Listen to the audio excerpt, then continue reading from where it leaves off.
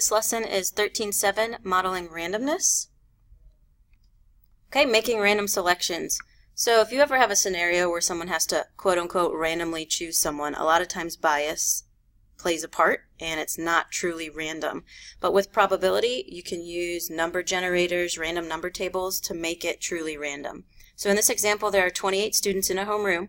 4 students are chosen at random to represent the homeroom on a student committee.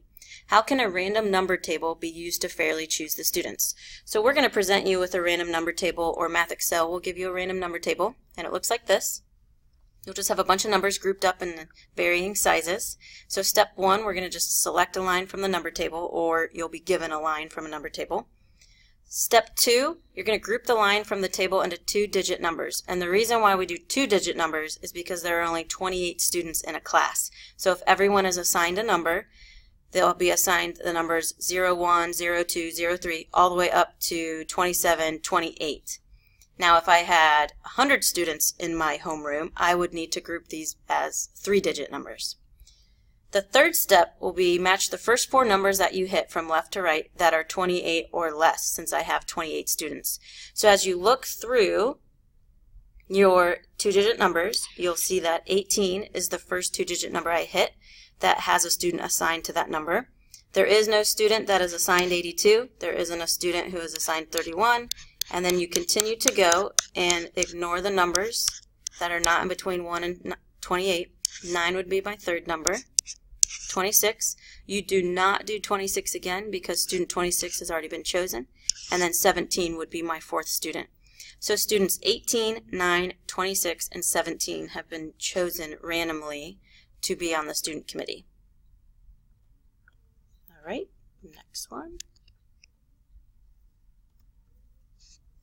We'll skip that since we just did an example, but if you want to pause it and look to see if you can do it correctly, the answer is at the bottom. Okay, so now we're not going to do a random number table. We're going to do a number generator in our graphing calculator. So a cereal company is having a promotion in which one of 6 different prizes is given away with each box. The prizes are equally and randomly distributed in the boxes of cereal.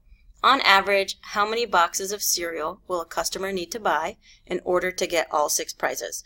So a lot of you grew up possibly eating cereal that had prizes inside, and you'd probably get upset if you got the same prize twice. So we're trying to figure out how many boxes of cereal do we have to buy so that you can get all 6.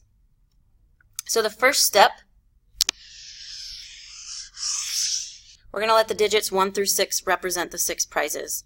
We're then going to use a graphing calculator, and we're going to put this into our graphing calculator. To go there, you're going to go to your math button. Then you're going to move over to the top where it says PRB, and then option number 5 is the randint, which means random integer. Then you're going to type in 1, there's a comma button above the number 7, and then you're going to type in 6, and then you'll press enter. You will start to get random numbers from 1 to 6. How many times do you have to press enter so that all 6 digits eventually appear? So in this example, it took us 1, 2, 3, 4, 5, 6, 7, 8, 9, 10, 11, 12, 13, 14, 15, 16 boxes of cereal before all 6 prizes appeared. Now, if we wanted to know average amount of cereal boxes, you could have the whole class do this and then come up with the average, or we could give you, as in step 4 if you look, conduct additional trials for 19 more simulations. Here were the results. So we could take all of these results, add them up, divide by 20, and we get approximately 15.4 boxes is the average amount of boxes you would need to purchase so that you could obtain all 6 prizes. Okay, so if you look at this one, suppose that to win a game you must roll a standard number cube until all the sides show at least once. Well, since there are 6 sides, this would be exactly like the previous problem, so we don't need to do that. But if you wanted to do it on your own, you could pause it and then look at this answer here. All right, moving on. Last thing, calculating expected value.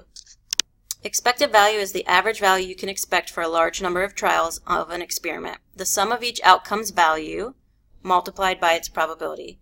So in a game, a player has a 25% probability of earning 10 points by spinning an even number, 75% probability of earning 5 points by spinning an odd number. So how you calculate expected value, you take your percent times the value plus the percent of another event times its value, and then you add all of that up and you get your expected value. So this means if a person were to play this game, they have an expected point value of 6.25. That is the average points that you would receive for playing this game.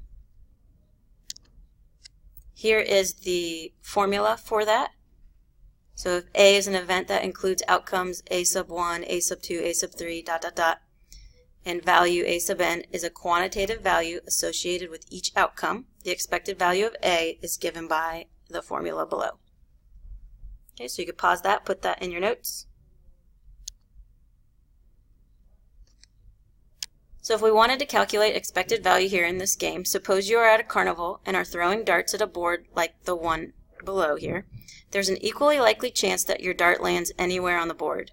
So it's not calculating in, it's not factoring in skill. You receive 20 points if your dart lands in the white area. So I'm going to put 20 here. You're going to receive 10 points if it lands in the red area.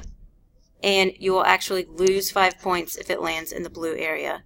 How many points can you expect to get given that the areas for each region are white 36 inches squared, red 108 inches squared, and blue 432 inches squared? The total area is 576 inches squared. So first we need to figure out what's the probability of hitting the white area. Well, it's 36 inches squared out of 576.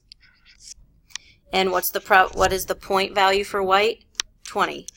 You're going to do the same thing for the red area. That is 108 out of 576. And you get 10 points. And then the blue area is 432 out of 576, and you lose 5 points in the blue area.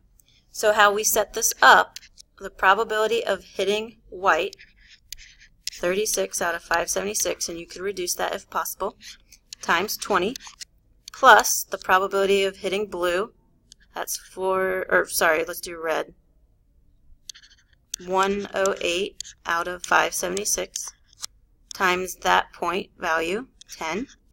And then finally plus blue this time, 432 out of 576 times -5. On the next slide, it's going to show the answer here. Okay, so this just takes you through the steps that I just went through there. It looks a lot neater than what I did. Once you simplify, you multiply and then add and subtract, you're going to get an expected value of -6.25. So if you play this game, it is likely, on average, that you will have -6.25 points. So if you're talking in terms of money, you will potentially lose $6 if you play this game. So this would not be a good game to play based off of the expected value.